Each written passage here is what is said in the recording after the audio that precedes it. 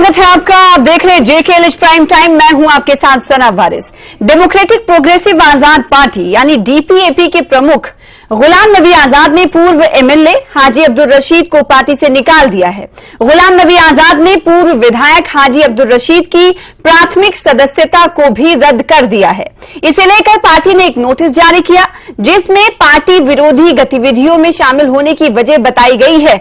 इससे पहले आपको याद होगा कि गुलाम नबी आजाद के भतीजे ने पार्टी छोड़ी है, यानी 3 दिन पहले की यह खबर है। 3 दिन पहले ही महबूब मुस्तफा बट इनका नाम है, इनके भतीजे हैं गुलाम नबी आजाद के, उन्होंने पार्टी छोड़ने का ऐलान किया।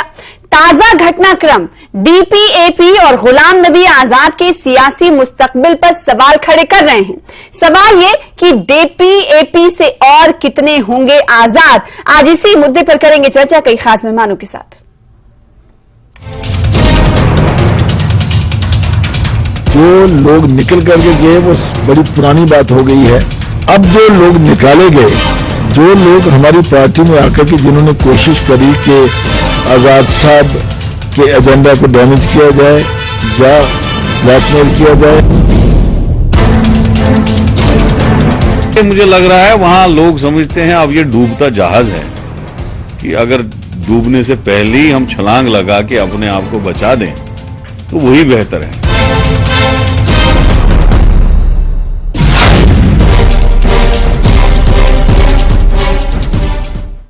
तो DPAP में चल रहे घटनाक्रम को तमाम सियासी पार्टियां करीब से देख रही हैं। इस पर कांग्रेस का रिएक्शन भी आ गया है क्योंकि कांग्रेस के बड़े नेता गुलाम नबी आजाद रहे और उन्होंने कई माह पहले पार्टी छोड़ी और पार्टी छोड़ने के बाद नई पार्टी बनाई जिसका नाम DPAP है। हम सबको पता है। अब वकार रसूल वानी जो कि JK जम्मू कश्मीर के कांग्रेस के अध्यक्ष, उन्होंने सीधे तौर पर कह दिया है कि अब जो जम्मू कश्मीर के नेता DPAP में गए थे वो समझ गए हैं कि ये एक डूबता जहाज है, इसीलिए डूबने से पहले ही छलांग लगाना बहुत जरूरी है। तो इस तरह के रिएक्शंस आने शुरू हो चुके हैं। तो वहीं ये भी इल्जामात लग रहे हैं कि बीजेपी के साथ सियासी साठगांठ DPAP का है। ये पहले से ही हमने देखा है कि तमाम सियासी पार्टियां कहती रही हैं कि गुलाम नबी आजाद बी टीम है भारतीय जनता पार्टी के। तो अब देखना यह होगा कि जो घटनाक्रम चल रहा है उस पर और क्या कुछ सियासी प्रतिक्रियाएं आती हैं। चलिए शुरुआत कर लेते हैं और तमाम मेहमानों का आपसे तारुफ कराएं। इस वक्त हमारे साथ खास मेहमान जुड़ी हुई हैं जिनका तारुफ करा दें। स्पोक्स पर्सन है DPAP की सुजादा बशीर साहिबा, इसके अलावा कई और खास मेहमान जिनका इंतजार है। पैनल में हमारे साथ रहेंगे एडवोकेट RS पठानिया साहब जो कि स्पोक्स पर्सन है भारतीय जनता पार्टी के, और इसके अलावा सरदार मंजीत सिंह प्रोविंशियल प्रेसिडेंट है अपनी पार्टी के, वो भी हमें अब से कुछ देर बाद ज्वाइन करेंगे। इसके अलावा डॉक्टर जहां जैब स्पोक्स पर्सन है कांग्रेस के, वो भी हमारे साथ अब से कुछ देर बाद आपको नजर आएंगे ज्वाइन करते हुए। सुजादा बशीर साहिबा आपका वेलकम। और सबसे पहले क्योंकि अभी जो घटनाक्रम DPAP में चल रहा है वो कहीं ना कहीं सियासी भविष्य पर DPAP के सवाल खड़े कर रहा है। सवाल इसलिए खड़े कर रहा है कि पिछले दिनों हमने देखा कि गुलाम नबी आजाद के भतीजे ने पार्टी छोड़ी और अब पार्टी मुखालिफ सरगर्मियों में मुलविस होने के नाते अब हाजी अब्दुल रशीद को बाहर का रास्ता दिखा दिया गया। तो क्या ये माना जाए कि DPAP में बहुत कुछ है जो बाहर निकल कर नहीं आ पा रहा है, कुछ ही चीजें हैं जो बाहर निकल कर आ पा रही हैं जो कि निष्कासन के तौर पर हमारे सामने है। इसका मतलब है बहुत कुछ है जो सही नहीं चल रहा है DPAP में। क्या ये माना जाए? पहले भी बहुत शुक्रिया आपके बुलाने का। लोग आते हैं, लोग चले जाते हैं, ये कोई बड़ी बात नहीं है। अगर आजाद साहब के नेफ्यू चले गए हैं ये कोई बड़ी बात नहीं है। He was an अपॉर्चुनिटिस्ट। हर वक्त यही था कि मैं कैसे आगे आ जाऊं, मैं कैसे ऊपर आ जाऊं। सो it's not the big deal. अगर उनको जाना है वो चले गए, और जो भी उनके साथ थे वो किसी पोस्ट पे थे ही नहीं। वो इसीलिए यहाँ जुड़ चुके थे कि हम लोग को कोई पोस्ट मिले और किसी और पार्टी में जंप करे, क्योंकि जो ऑलरेडी इतने टाइम से जंप करे and they were in a watch, तभी उनको पोस्ट भी नहीं दिया जा रहा था। वो एक ऑब्जर्वेशन में थे कि नहीं ये कहीं किसी और के साथ तो नहीं मिल रहे, एंड जबकि उनके फोटोज भी आ चुके थे कि भाई बी केयरफुल, ये लोग ऑलरेडी किसी और जगह बेपी जा रहे हैं। बहुत सारे लोगों को मिल रहे हैं, बहुत सारे लोगों के साथ इनकी एक सेटिंग हो रही थी कि कहीं हमारे को ये दे दे तो हम लोग ये करेंगे, हम आपको ज्वाइन करेंगे। We don't want to take a name but they were doing some internally कि हम लोग को किसी और पार्टी में जाना। So it's not the big deal. अगर वो चले गए, उन्होंने अपना नुकसान किया। हमारी पार्टी आप देख रहे दिन ब दिन ग्रो हो रही है। जिस भी एरिया में जाते, जिस भी डिस्ट्रिक्ट में जाते, लोग एक हजूम में आते हैं। एक छोटी मोटी रैलीज नहीं होती है, थाउजेंड्स ऑफ पीपल। आपने देखा अगर शुपेन में आपने इंफॉर्मेशन भी सुनी होगी, सब जगह से there were 5,000 people and in Bandipora लोगों का इतना हजूम था कि जगह ही नहीं थी लोगों को बैठने की। तो अगर उसमें से 50-60 निकले भी तो व्हाट अ बिग डील, निकले तो कुछ है नहीं, ये आए ही नहीं थे कभी। 50-60 की तरफ इशारा कर रही है, इसका मतलब है डीपीएपी को ये मालूम है कि 50-60 हैं। अब इस दूसरे, तीसरे, चौथे, पांचवें नंबर पर कौन होगा, ये हम आपसे सवाल करेंगे कि डीपीएपी और किसे अभी राडार पर रखती है कि जो पार्टी मुखालिफ सरगर्मी में मुलविस है और उन्हें आने वाले दिनों में बाहर का रास्ता दिखाया जाएगा। इस बीच खास मेहमान हमारे साथ जुड़ चुके हैं, एडवोकेट आर पठानिया साहब, स्पोक्सपर्सन है भारतीय जनता पार्टी का, वेलकम करते हैं आपका। इसके अलावा अपनी पार्टी से भी हमें ज्वाइन करें सरदार मनजीत सिंह साहब, आपका भी स्वागत है, वेलकम है इस खास डिबेट का हिस्सा बनने के लिए। अपनी पार्टी इस घटनाक्रम को डीपीएपी में जो चल रहा है उसे किस तरह से देखती है और किस तरह से लेती है, बताइएगा सरदार साहब।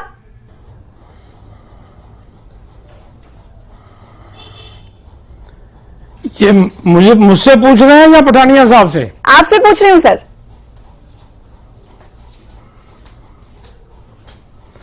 देखिए, यहां तक जम्मू कश्मीर अपनी पार्टी का सवाल है, मैं एक बात ये बताना चाहता हूं कि कल डीपीएपी के एक साथी ने ये बयान दिया कि इनके एमएलए जिसको इन्होंने पार्टी से निकाला है जी, कि वो शायद अल्ताफ बुखारी साहब के संपर्क में थे।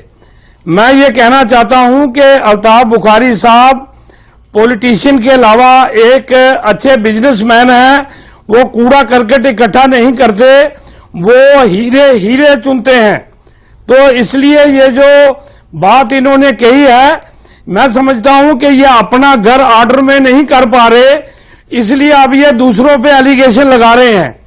तो अपनी पार्टी जो है वो अपने बलबूते पे जम्मू कश्मीर में पिछले 3 साल से जी, जम्मू कश्मीर के हर कोने कोने में ये पार्टी गई है और वही लोग हम पार्टी में ले रहे हैं जो मैं समझता हूं कि जिनका कोई वजूद है, जो लोग लोगों की सही खिदमत कर सकते हैं। तो ये आपका अपनी पार्टी का सीधे तौर पर ये कहना है कि कूड़े करकट को हम नहीं बटोरेंगे, तो इसका मतलब ये समझ जाए जो अभी नेता बाहर आ रहे हैं, बाहर किए जा रहे हैं, वो उसे आप अपनी पार्टी उन्हें कूड़ा करकट मान रही है, ये समझा जाए क्या?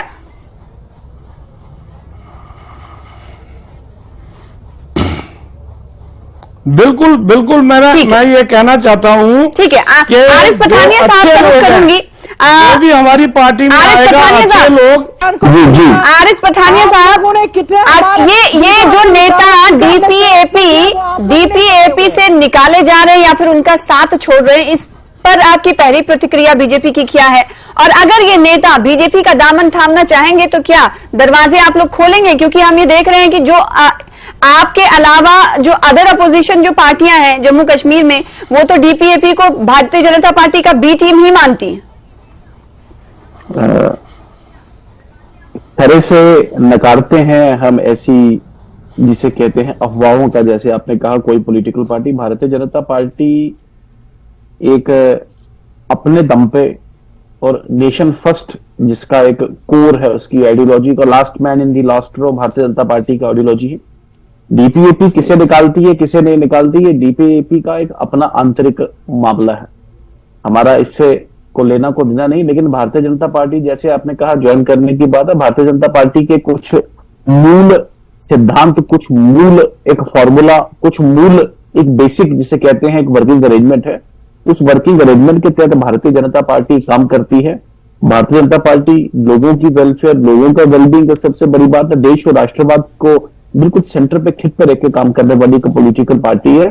पिछले कुछ जिसे कहते हैं पिछले चंद महीनों और शायद कुछ वर्षों से कश्मीर में एक मशरूम ग्रोथ एक पॉलिटिकल पार्टीज का हुआ। हमें उससे कोई लेना देना नहीं। कोई भी डेमोक्रेसी में कोई भी पॉलिटिकल पार्टी बनाए, कोई भी अपना व्यू पॉइंट लोगों के पास लेके जाए, लोगों को रिझाने की कोशिश करे, लोगों के लिए कैसा अपना एजेंडा है, कैसा प्रोग्राम दे जिससे लोगों को लगे कि बाकी लोगों को रिप्रेजेंट करे। लेकिन जो हमारा जो वोट बैंक है, हमारा जो वोटर है, देखें वर्ष 2014 सबसे ज्यादा वोट शेयर अगर जम्मू कश्मीर में किसी को मिला तो वो भारतीय जनता पार्टी। फिर 2014 का विधानसभा का चुनाव, वंस अगेन भारतीय जनता पार्टी। 5 अगस्त 2019 के बाद अगर कहा गया यहां कि लखनपुर के पार भारतीय जनता पार्टी, मतलब कठुआ जम्मू कश्मीर, भारतीय जनता पार्टी का नामो निशान नहीं दिखाई देगा। लेकिन फिर भी पुलवामा, तुलेल और फिर दोबारा आप लेके 7 पॉलिटिकल पार्टी ने इकट्ठे होकर चुनाव लड़ा, पीपल्स अलायंस पर गुपकार डिक्लेरेशन आया, लेकिन फिर भी भारतीय जनता पार्टी सबसे ज्यादा वोट शेयर, सबसे ज्यादा जिला विकास परिषद की सीट जीतने वाली पॉलिटिकल पार्टी बनी। तो मेरा यही एक जिसे कहते हैं पार्टी की लाइन है, कुछ मूल सिद्धांतों पे, कुछ मूल प्रिंसिपल्स पे, कुछ मूल फॉर्मूलों पे हम लोग काम करने वाले आदमी हैं। एक आइडियोलॉजी, एक सोच, एक फॉर्मूला के साथ जुड़े लोग हैं। जोड़ तोड़ से जिसे कहते हैं या तोड़ मड़ोड़ से जिसे कहते हैं पार्टी को आगे बढ़ाना, वो ना हमारी आइडियोलॉजी है, ना हमारा प्रेसिडेंट है, ना ही हमारा को आने वाला जिसे कहते हैं नहीं, तो कोई आना चाहेगा तो उसे उसका स्वागत करेंगे या नहीं?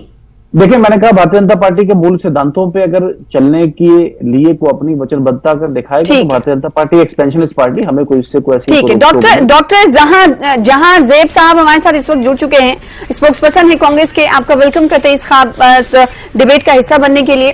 सिरवाल साहब, आपका ही रुख कर लेती हूँ। कांग्रेस ने सीधे तौर पर यह कह दिया है कि डीपीएपी एक डूबता जहाज है। अभी तो जहाज पानी में उतरा ही है तैरने के लिए और आप उसे डूबता जहाज मानने लगे हैं। और आपका ये कहना है, कांग्रेस ये मान रही है कि डूबने से पहले लोग चाहते हैं, नेता चाहते हैं कि छलांग लगा दे। क्या आप लोगों के पास इंफॉर्मेशन पहुंच पा रही है कि अभी ये 1 या 2 नेता निष्कासित किए जा रहे, एक्सपेल किए जा रहे हैं, इसके अलावा कई और बड़े नाम हैं जो कांग्रेस का साथ छोड़ चुके थे? क्या जानकारी आपके पास और क्या प्रतिक्रिया? जी सना जी बहुत शुक्रिया। अभी तो आगाज इश्क है, रोता है क्या, आगे आगे देख होता है क्या। सना जी, जिस जहाज का आप जिक्र कर रही है, इस जहाज का पायलट जो दिल्ली और नागपुर में बैठ के इस जहाज को कंट्रोल कर रहा है, जिनके बारे में हमने पहले भी कहा था कि ये एक ऐसी पॉलिटिकल पार्टी जो सिर्फ और सिर्फ सेकुलर वोट शेयर जो जम्मू कश्मीर में है उसको तोड़ने के लिए और तोड़ के भारतीय जनता पार्टी को इनडायरेक्टली बेनिफिट करने के लिए एक पॉलिटिकल पार्टी बनाई गई, जिसमें फायदा उठाया गया उस वक्त पे। यदि कोई आंतरिक नाराजगी किसी की चल रही थी या कोई भी ऐसा इशू था तो उस समय पर कुछ लोगों को बहला फुसला के इस पॉलिटिकल पार्टी में लाया गया। पर टाइम टू टाइम इन लोगों को इस चीज की रियलाइजेशन हुई कि हम लोग भारतीय जनता पार्टी की बी टीम बनकर जम्मू कश्मीर में नहीं रह सकते हैं। इसलिए धीरे धीरे करके उस पार्टी में से एक एक आदमी ने उस पार्टी का दामन छोड़ना शुरू कर दिया है। और आने वाले समय में मैं आपको यह विश्वास दिला दूं कि जो इक्का दुक्का लोग इनके पास बचे हुए हैं, जो इनके पास इक्का दुक्का लोग बचे हुए हैं, वो भी आजाद साहब का दामन छोड़ के बाहर आ जाएंगे। इक्का दुक्का लोग जो बचे हुए हैं, सुजाता बशीर साहिबा, ये कांग्रेस कह रही है, जो कभी कांग्रेस के हुआ करते थे। एक लंबा वक्त गुलाम नबी आजाद साहब ने कांग्रेस के साथ पारी खेली है सियासत की। अब वही कांग्रेस ये कह रही है कि बहला फुसला के गुलाम नबी आजाद साहब ने अपने पक्ष में किया था। अब वो धीरे धीरे जान रहे हैं कि ये नागपुर से कंट्रोल चल रहा है और दिल्ली से कंट्रोल चल रहा है। जो भी कांग्रेस से आए हुए थे वो कोई दूध पीते हुए बच्चे नहीं थे, वो मुंह में फ्रीडम लेने वाले बच्चे नहीं थे, वो खुद अपनी मर्जी से आए थे। कुछ ऐसे लोग हैं जो अपॉर्चुनिटिस्ट थे, जिनको कहीं कोई कॉन्स्टिट्यूंसी नहीं थी। ये अपनी बात करे ना, इनको तो कितने लाखों करोड़ों का कर्जा है, इन्होंने लोगों को कितना धोखा दिया हुआ है। मुझे लगता है जिसको ये डूबता हुआ ये बोलते हैं ना, नैया बोलते हैं, इनकी खुद की नैया डूबी हुई है। इनको पूछो, एटलीस्ट हमें तो कोई जानता है, आपके नामों को भी नहीं कोई जानता है। आज अगर कहीं जगह कांग्रेस, तो वो हंसते हैं, मजाक बनाते हैं इन लोगों का। कांग्रेस अगर थी वो गुलाम नबी आजाद की वजह से थी, और आज भी अगर लोग जुड़ रहे हैं जस्ट गुलाम नबी आजाद की वजह से, न कि कांग्रेस के अपने नाम से, न कि वकार साहब के, न कि किसी और नाम से, क्योंकि कांग्रेस को आप जैसे लोगों ने बर्बाद किया। आज अगर कांग्रेस डूबा है just because of you people, और अगर लोग जुड़ रहे हैं गुलाम नबी आजाद की ईमानदारी से, गुलाम नबी आजाद के कैरेक्टर से, he is a pure and purse person, don't indulge him in such things. आप जो खुद कचरे में फंसे हुए हैं। बाकी जिन लोगों को ने निकाला है वहां पूरी डीएपी स्कैनिंग करके चलाती है लोगों को। वहां लोग चोरी चकाटी में नहीं है, गंदी लैंग्वेजेस में नहीं है। तभी रशीद साहब को भी हमने निकाल दिया, बिकॉज जब वो गाली गलौची पे आए थे, there is no place for these people. आखिर हुआ क्या था सुजाता बशीर साहब? ऐसे लोग बताइए, हमारी पार्टी में ना कोई जगह है, बाकी वो कहीं भी जाए। हमारे ख्याल में ये तो सेटिंग ही ऑलरेडी कांग्रेस की थी, शायद इनको वही ले जाएंगे। तो नेचुरली जब ये सेटिंग चली रही, अब ये कुछ भी बोले हमें कोई फर्क नहीं पड़ता। इनको पूछिए, एक जगह आप 10 लोगों को जमा करके दिखाइए, ये जिस बानियाल में ये लोग नाचते हैं, हाँ। उस बानियाल में थके हारे पेड़ के नीचे बैठे हुए, क्योंकि इनके पास 10 लोग नहीं है और ये बात करते अपनी पार्टी की। कांग्रेस है ही नहीं कहीं, कांग्रेस का नामो निशान इन्होंने खत्म कर दिया। और अफसोस है अगर ये ऐसे लोग बोल रहे हैं ना कि इनको तो डूब मारना चाहिए, ऐसे लोगों को जो ऐसी बातें करते। जहांजेब साहब, आप जरा ना आंख खोलिए, आंख बंद के करके बातें कर रहे हैं, आंख खोलिए, देखिए लोग कितने जुड़ रहे हैं। आप कहीं वही तो सवाल उठ रहा है ना सुजाता साहिबा, सवाल तो वही उठ रहा है ना कि एक तरफ जहां लोग जुड़ रहे हैं तो दूसरी तरफ वो नेता जो सबसे पहले गुलाम नबी आजाद का हाथ थामने के लिए आगे आए थे वो पार्टी छोड़ रहे हैं। इसकी वजह क्या है? आपने बताया कि गाली गलौज पर उतर आए हैं, इसकी वजह से पार्टी ने जो निकले स्टिल दे आर फीलिंग कि हमने क्या गलती की। अच्छा, आपके पास भी नहीं है, हम लोग चुप के बैठे। हमारे पास तो इंफॉर्मेशन ये भी आती है वो वापस आना चाह रहे, बट गुलाम नबी आजाद साहब ने उनके लिए दरवाजे बंद कर चुके। जो एक बार धोखा दे, डीपीएपी का ये बड़ा दावा है कि जो नेता खुद मुस्तफी हुए हैं या फिर उन्हें निकाला गया है वो गिल्टी फील कर रहे हैं और वो चाहते हैं कि दोबारा उन्हें पार्टी में लिया जाए। सुजाता बशीर साहिबा कह रही हैं और साथ ही साथ कांग्रेस पे बड़ा इल्जाम लगा रही है। इससे पहले अपनी पार्टी को लेकर भी डीपीएपी कह रही थी कि उनके लीडरों से साठगांठ है, तो वही कांग्रेस से साठगांठ करने की बात सामने आ रही है। इस पर सवाल होगा, लेकिन छोटे से ब्रेक के लिए रुकेंगे, ब्रेक के बाद जल्द लौटेंगे।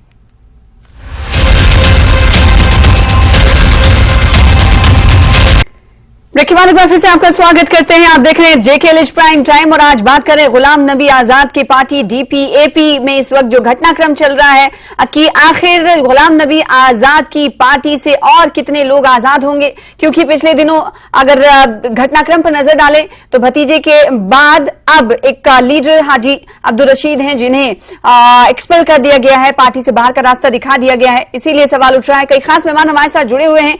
कांग्रेस का रुख करूंगी। सिरवाल साहब, मैं आपसे सवाल करना चाहती हूं क्योंकि सुजाता बशीर साहिबा ने कुछ देर पहले इल्जाम लगाया कांग्रेस पर और यह दावा भी किया कि कांग्रेस अब उस तरह की कांग्रेस रह नहीं गई कि 10 लोगों को इकट्ठा कर पाए। इसके अलावा वो इल्जाम ये लगाती हुई दिखी कि जो लीडर, जो कांग्रेस के नेता डीपीएपी के साथ आए थे उन्हें कहीं ना कहीं तोड़ने की कोशिश कांग्रेस लगातार करती रही। तो क्या ये माने, ये जो बड़ा इल्जाम लगा रही है सुजाता साहिबा, उसका जवाब आपके पास क्या है? जी सना जी, देखिए सुजाता जी बहुत लंबी चौड़ी तकरीर कर रही थी, पर मैं उनकी पूरी तकरीर का जवाब कुछ डाटा के साथ, कुछ आंकड़ों के साथ इनको देना चाहूंगा। 27 सितंबर 2022 को जब गुलाम नबी आजाद साहब ने जम्मू में डीएपी और उसके बाद डीपीएपी, ये तो ऐसी पार्टी है दुनिया में जिसके अभी तक नाम भी 2 बार बदल दिए गए हैं, जब उसकी स्थापना की तो उस दिन इनके स्टेज पर जम्मू से इलेक्शन कमीशन ताराचंद जी, कमिश्नर नहीं है, बलवान सिंह जी, सुन लीजिए, वो रख लीजिए, मादा रखिए सुनने का। ताराचंद जी, बलवान सिंह जी, कठुआ से मनोहर लाल जी, और उसके बाद टगोत्रा जी। सुन लीजिए सुजाता जी, सुन लीजिए। ये 4 लोग आपके पास जम्मू से थे। नहीं, आप आराम से दे दीजिएगा, कोई बात नहीं। ये 4 लोग जम्मू से थे। उसके बाद साउथ कश्मीर से इनके पास सबसे बड़े लीडर पीरजादा मोहम्मद सईद साहब थे। इनके पास नॉर्थ कश्मीर में हाजी रशीद साहब थे और अल्लाह उम्र दराज करे, इनके एक और नेता वहां से हैं जो बहुत उम्र दराज है। तो ये 2, 4, 6, 8 लोगों के साथ जो है एक पॉलिटिकल पार्टी आजाद साहब ने बनाई थी, शायद जिसमें से इनको अगला झटका 27 जनवरी को जब 17 लोगों ने इनको छोड़ दिया। आप शायद सुन लीजिए, मैंने आपसे वो हमारे साथ एक बंदे को हमने एक्सपेक्ट किया, न कि वो निकले हैं, हमने उनको एक्सपेक्ट किया बिकॉज उनकी अपनी गलती है। बहुत अच्छा किया। ना आप जवाब ले लीजिए, जवाब सुनने की भी आदत अदब से। आपकी डेस्परेशन बता रही है, मैं तभी आप डेस्परेशन बता रही है, आपका गुस्सा बता रहा है कि आप लोगों की हालत क्या हो गई है। गुस्सा आता है, देखने वाले ऐसे लीडर के जज कर पाएंगे, वर्कर्स है ना जो बड़े कूलली है, बड़े आराम से बैठे, हमें पता है आप लोग किधर है, हम किधर है, आप किसके साथ मुकाबला कर रहे हैं। बिल्कुल जी, बिल्कुल। तो रहा सवाल कि कांग्रेस कहां है और डीपीएपी कहां पर है, इस बात का जवाब चुनाव में आप लोगों को मिल जाएगा, बशर्ते कि आप लोगों की पार्टी चुनाव तक बचे।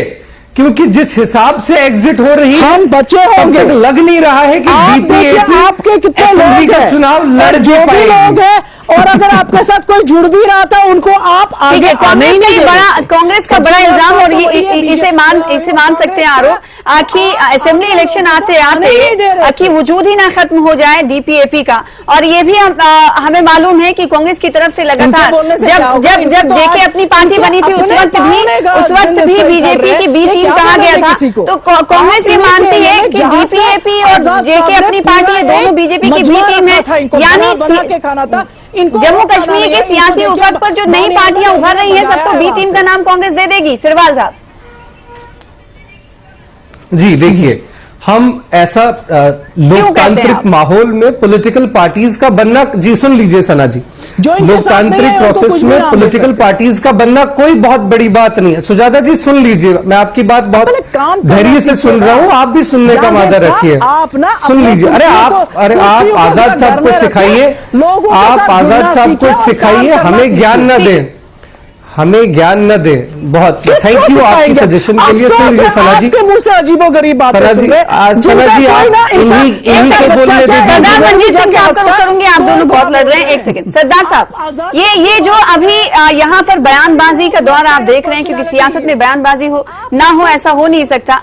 अभी आपने कहा कि ये सिरवाल साहब ये कहते हुए नजर आ रहे हैं कि अब 10 लीडर को भी सुजाता साहिबा ने उन पर इल्जाम लगाया कांग्रेस पर कि 10 लीडरों को भी इकट्ठा नहीं कर पाएगी कांग्रेस। तो वहीं सीधे तौर पर सुजाता साहिबा पर कांग्रेस इल्जाम लगाती हुई दिख रही है कि असेंबली इलेक्शन आते आते इनका वजूद ही नहीं बचेगा। जम्मू कश्मीर अपनी पार्टी अपने लीडरों को इंटैक्ट करने के लिए, क्योंकि किसी भी पॉलिटिकल पार्टी के साथ ऐसा हो सकता है, अभी डीपीएपी के साथ हो रहा है, हो सकता है आने वाले दिनों में किसी और पार्टी के साथ हो। तो आप लोग किस तरीके से अपनी पार्टी गतिविधियों पर नजर रखे हुए हैं दूसरी पार्टी को देखते हुए? मंजीत साहब एक सेकंड, सुजाता जी आपसे सवाल नहीं था, प्लीज। हाँ देखिए मैं आपको ये बताना चाहता हूं, जम्मू कश्मीर अपनी पार्टी जो है, ये अल्ताफ बुखारी साहब की क़यादत में बहुत ही डिसिप्लिन के साथ चल रही है। और हर खित्ते में, चाहे वो कश्मीर का खित्ता हो, चाहे वो जम्मू का खित्ता हो, अभी 2-3 दिन पहले ही हमने रजौरी पुंछ का टूर किया। हजारों की तादाद में लोगों ने हमारे जलसों में शमूलियत की और तो अच्छे लोग जम्मू कश्मीर अपनी पार्टी के साथ जुड़ रहे हैं। कोर वोटर उसे माना जा सकता है क्या? बिल्कुल जब भी चुनाव होगा यहाँ असेंबली का, आपको पता चल जाएगा कि दोनों खित्तों में जम्मू कश्मीर अपनी पार्टी मजबूती से आगे बढ़ रही है। और जब जब पार्टी डीपीएपी बनी थी तब ये बड़ा कहा गया था कि अपनी पार्टी से भी बड़े लोग आ रहे हैं, लेकिन एक भी आदमी हमारी पार्टी से वहां नहीं गया। ठीक है। अलबत्ता लोग जो हैं वो हमारी पार्टी में आ रहे हैं, ज्वाइन कर रहे हैं। लेकिन मैंने जैसे पहले कहा कि जम्मू कश्मीर अपनी पार्टी में उन्हीं लोगों को शामिल किया जाएगा जिनका वजूद है, जो लोगों में है। हम उन लोगों को नहीं ले रहे जो हमारे लिए कूड़ा करकट साबित हो। ठीक है, बी टीम बीजेपी की कही जा रही है, अपनी पार्टी या फिर डीपीएपी। सुजाता जी बहुत छोटा रिएक्शन चाहूंगी। भारतीय जनता पार्टी का कोई लीडर अगर डीपीएपी का दामन थामना चाहता है तो दरवाजे खुले हैं। पहले हमारी पार्टी में जो भी आता है पहले उसकी स्क्रीनिंग होती है। जैसे कल जितने भी बहुत सारे लीडर क्या वो आए थे एज अ चले हम लोग को काम मिल जाए, कोई पोस्ट मिले तो निकल जाएंगे। हाँ। बहुत सारी स्क्रीनिंग होती है, उनको वेट पे रखा जाता है कि ये सही में यहाँ एक काम करने आए हैं, जस्ट एक पोस्ट लेने और भागते जाओ। ठीक है, प्रोसेस आप बता रही कि आपकी पार्टी होंगे। पहली बात, हमें जरूरत नहीं है किसी पार्टी से। हमारे लीडर ने, गुलाम नबी आजाद ने कहा है मुझे लोकल्स चाहिए, मुझे 80% यहाँ का यूथ यूथ चाहिए, न्यू जनरेशन चाहिए, हाँ। न कि वो लोग जिन्होंने आज से 70 साल पहले भी जो काम किया आज ठीक भी है। उधर ही है। मुझे वो लोग सियासी नहीं भविष्य चाहिए। पर मुझे वो लोग डीपीएपी के, चाहिए क्योंकि जो हमने देखा काम कि कई बार करेंगे गुलाम नबी और आजाद जमीनी प्रधानमंत्री काम नरेंद्र करेंगे। मोदी की तारीफ करते हुए नजर आए, तो भारतीय जनता पार्टी की कई फैसलों और कई पॉलिसी देखिए, जो पर काम करेगा, उन्होंने उसकी तारीफ उनकी की जाए, तारीफ भी इसमें की गलत है। नहीं है। इस पर मैं चाहती हूँ प्रतिक्रिया आर एस पठानिया साहब दें, जो इस वक्त संकट चल रहा है डीपीएपी के अंदर, भले ही डीपीएपी नहीं मानती हो, इसको किस तरीके से देखा जाए? क्या नर्म गोशा रखती है भारतीय जनता पार्टी गुलाम नबी आजाद के लिए? देखिए, मेरा एक विनम्र निवेदन है सभी पैनलिस्ट के साथ और सभी पॉलिटिकल पार्टी से जम्मू कश्मीर के स्पेक्ट्रम पे कि एक दूसरे पे कीचड़ उछाल के कम से कम हम जम्मू कश्मीर का उद्धार जिसे कहते हैं, जम्मू कश्मीर का विकास, जम्मू कश्मीर की तरक्की, इक्तिसादी एक जम्मू कश्मीर की प्रोग्रेस हम लोग नहीं कर सकते। तो एटलीस्ट कम से कम वो जिसे कहते हैं अंग्रेजी में pot trying to call the kettle black, इस तरीके के ये जिग्सा पजल में बच सके। जहां तक गुलाम नबी आजाद की आपने बात की, वो एक केंद्र में पिछले कई दशकों से जिसे कहते हैं बॉटम पोजीशन पे, तो उनका वाकई एक contribute irrespective of party politics, उसमें उसका एक अपना एक जिसे कहते हैं एक कद है। The same is the case with Altaf Bukhari साहब, उनका भी एक अच्छे, इसीलिए तो लोग माने निकालते हैं कि अल्ताफ बुखारी के लिए और गुलाम नबी आजाद साहब के लिए आखिर भारतीय जनता पार्टी का जो रुख है वो कड़ा क्यों नहीं होता है? सुजाता साहिबा, आखिरी सवाल मैं आपसे लेना चाहूंगी, क्या ये मान लिया जाए कि डीपीएपी में इस वक्त सब कुछ ठीक है, आने वाले दिनों में कोई नेता एक्सपेल नहीं किया जाएगा या फिर कोई नेता बाहर खुद से नहीं जाएगा? सुजाता जी, एक सेकंड, बहुत ही जबरदस्त चल रही है। आप देखेंगे DPAP will be the leading party in jail. ठीक है, तो डीपीएपी का कहना है कि आने वाले दिनों में कहीं न कहीं सरे फहरिस्त दिखाई देगी डीपीएपी, गुलाम नबी आजाद की पार्टी। लेकिन जो घटनाक्रम इस वक्त बने हुए हैं वो कई सवाल खड़े कर रहे हैं। आप तमाम का, सिरवाल साहब आपका शुक्रिया, सरदार मंजीत साहब आपका शुक्रिया, सुजाता जी आपका भी बहुत शुक्रिया और एडवोकेट आर एस पठानिया साहब आपका भी बहुत शुक्रिया डिबेट का हिस्सा बनने के लिए। फिलहाल इसी के साथ मुझे दीजिए इजाजत, देखते रहिए JKLH प्राइम टाइम। नमस्कार।